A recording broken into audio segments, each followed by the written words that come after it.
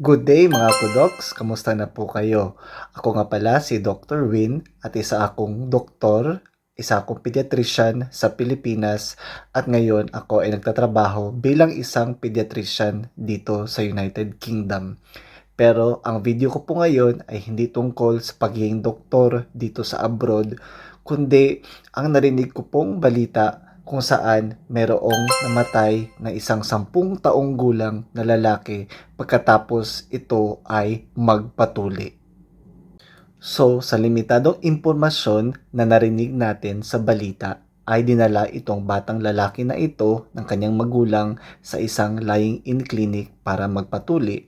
Kung sakaling hindi nyo po alam kung ano ang lying-in clinic, isa itong facility dyan sa Pilipinas kung saan pwedeng manganak ang mga buntis at magkaroon ng normal delivery most of the time or normal spontaneous vaginal delivery at merong mga tauhan sa lying-in tulad ng nurse, midwife at doktor na tinatawag natin na OB-GYN o yung tumutulong sa panganganak.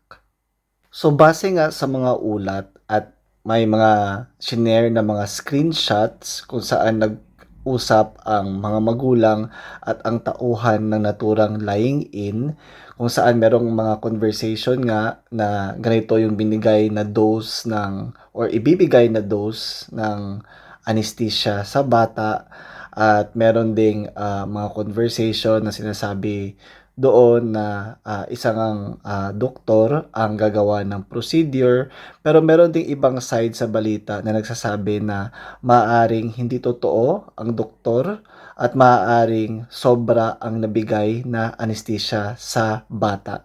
Pero ito ay I believe na iniimbestigahan pa at ito ay mga speculation pa na sinabi sa balita at hindi pa ito napoprove at kailangan pa ng further information tungkol sa ulat na ito.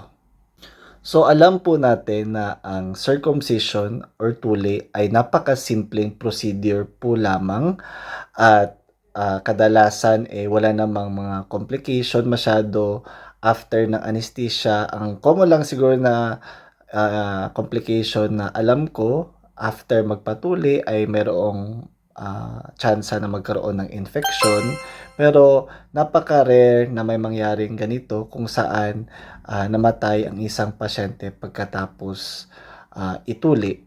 Kaya kung totoo man ang sinasabi sa balita na merong questions tungkol sa credentials ng gumawa ng tuli at kung sobra ba ang nabigay na anesthesia sa procedure, talagang malungkot itong balitang ito dahil sa kapabayaan ng mga taong gumawa ng naturang tuli ay namatay nga ang batang ito. Ang sinabi nga, namatay ang bata, nagkumbulsyon. So, hindi sigurado kung naapektuhan ba ang kanyang puso or ang kanyang utak pagkatapos ng procedure na tuli. So, ang sinabi lang ng magulang ay nagkumbulsyon ang bata at kalaunan namatay ito.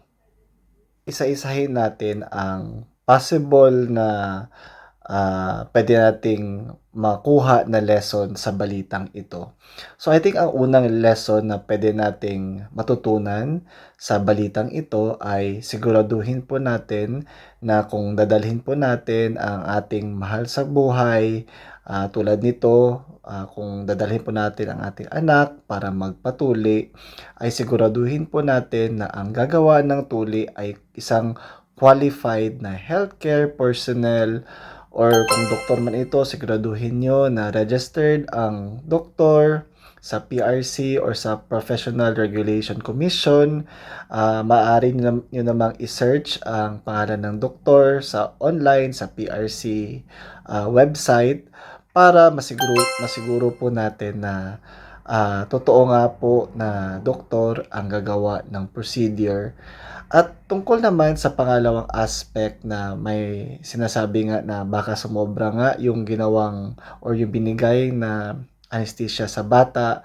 So, ang mga gamot lalo-lalo na sa mga bata. Kami mga pediatrician, talagang dapat naming malaman ang kadalasan ang timbang ng bata kasi kino-compute po namin ang dose ng every medication tulad ng anesthesia na angkop po lamang sa bata na sinisiguro po namin na hindi ito underdose at hindi ito excess or overdose. So, talagang dapat talaga na alam ng taong gagawa ng procedure at magbibigay ng gamot kung ano ba ang maximum dose or ang tamang dose na ibibigay sa isang pasyente. So napaka-importante po talaga na ang gagawa nito ay marunong at may malaking experience at knowledge sa paggawa ng procedure. So ang balitang ito ay isang napakalaking wake-up call para sa mga magulang na siguraduhin po natin na idadala po natin ang ating mga anak sa isang lisensyadong doktor or sa isang tamang facility kung saan sila ay expert sa paggawa ng naturang procedure at isa rin itong wake-up call para sa ating mga health authorities at para sa lahat ng nanonood ng video na ito at para sa lahat ng nakarinig ng balitang ito. So mga kudoks, salamat sa panonood ng aking video at kung may natutunan po kayo ay i-share niyo po ang video na ito lalong-lalo na sa inyong mga mahal sa buhay at kung gusto niyo pang makita ang mga susunod kong mga video tungkol sa health, specifically sa inyong mga bata at sa inyong mga chikiting at kung gusto niyong makita ang aking journey bilang doktor dito sa United Kingdom ay please subscribe sa aking channel at please like on this video. Paalam mga kudoks!